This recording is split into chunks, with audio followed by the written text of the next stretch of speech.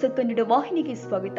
ಗದಗ ತಾಲೂಕಿನ ಹರ್ಲಾಪುರ ಗ್ರಾಮದ ಹೆಮ್ಮೆಯ ಸುಪುತ್ರ ಮಾಜಿ ಸೈನಿಕ ಹಾಗೂ ಗದಗ ಪಿಐಡಿ ಬ್ಯಾಂಕ್ ಮಾಜಿ ಅಧ್ಯಕ್ಷ ಮಾರುತಿ ರೆಡ್ಡಿ ಕೊಂಡೂರ ಅವರು ತಮ್ಮ 61ನೇ ವಯಸ್ಸಿನಲ್ಲಿ ಶನಿವಾರ ಮಧ್ಯಾಹ್ನ ನಿಧನರಾಗಿದ್ದಾರೆ. ಅವರು ಬಿಎಸ್ಎಫ್ ಭಾರತೀಯ ಸೇನೆಯಲ್ಲಿ ಸುದೀರ್ಘ 35 ವರ್ಷ ಕಾಲ ಸೇವೆಯನ್ನ ಸಲ್ಲಿಸಿದ್ದಾರೆ.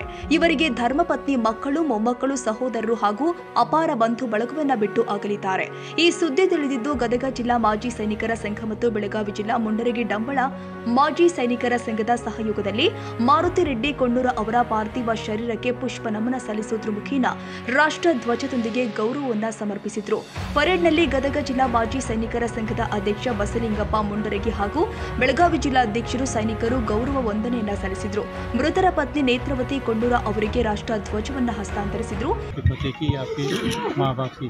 आपने भी सबका ख्याल रखना है, सब एक परिवार जैसे एकजुट रहना है। जाना था, भगवान को चले गए, हमारा भाई चला गया एक तरह से, एंड हम लोग हैं आपके साथ में. जब भी आपको ज़रूरत पड़ेगी तो हम आपके साथ हैं. ನಾವು ಯಾವಾಗಲೂ ನಿಮ್ಮ ಜೊತೆ ಇರ್ತೇವೆ, ಏನು ಚಿಂತೆ ಮಾಡಕ್ಕೆ ಹೋಗಬೇಡ್ರಿ. ಕುಟುಂಬವನ್ನು ಸಂರಕ್ಷಣೆ ಮಾಡಿ ಇವತ್ತಿನ ದಿವಸ ಭಾರತ ಮಾತೆಗೆ ತಮ್ಮ ಪ್ರಾಣವನ್ನೇ ತ್ಯಾಗ ಬಲಿದಾನ ಮಾಡಿದ್ದಾರೆ. ಅದಕ್ಕಾಗಿ ಅವರ ಒಂದು ಸವಿ ನೆನಪಿಗಾಗಿ ನಾವು ಇವತ್ತಿನ ದಿವಸ ಅಖಿಲ ಕರ್ನಾಟಕ ಮಾಜಿ ಸೈನಿಕರ ಸಂಘದ ಪರವಾಗಿ ಈ ಒಂದು ನಮ್ಮ ಭಾರತ ಮಾತೆಯ ಹೆಮ್ಮೆಯ ಪುತ್ರ ಒಂದು ಸವಿ ನೆನಪಿಗಾಗಿ ಒಂದು ರಾಷ್ಟ್ರಧ್ವಜವನ್ನು ಅವರ ಧರ್ಮಪತ್ನಿಗೆ ಹಾಗೂ ಅವರ ಪುತ್ರನಿಗೆ ನಾವು ಇವತ್ತಿನ ದಿವಸ ಸಮರ್ಪಿಸುತ್ತಿದ್ದೇವೆ.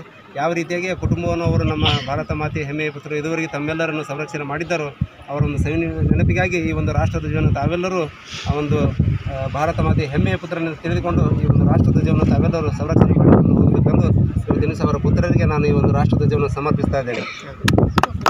ಭಾರತ್ ಮಾತಾ ಕಿ ಜೈ, ಭಾರತ್ ಮಾತಾ ಕಿ ಜೈ, ಭಾರತ್ ಮಾತಾ ಕಿ ಜೈ.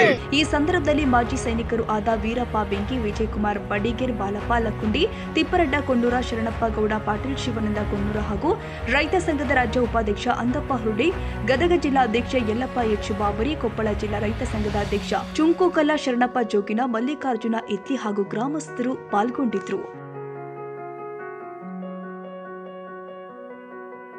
ತಾಜಾ ಸುದ್ದಿಗಾಗಿ ಎಂಟಿವಿ ನ್ಯೂಸ್ 24x7ಗೆ ಸಬ್ಸ್ಕ್ರೈಬ್ ಮಾಡಿ ಮತ್ತು ಬೆಲ್ ಐಕಾನ್ ಅನ್ನು ಒತ್ತಿ. ತಪ್ಪದೇ ಲಿಂಕ್ ಶೇರ್ ಮಾಡಿ.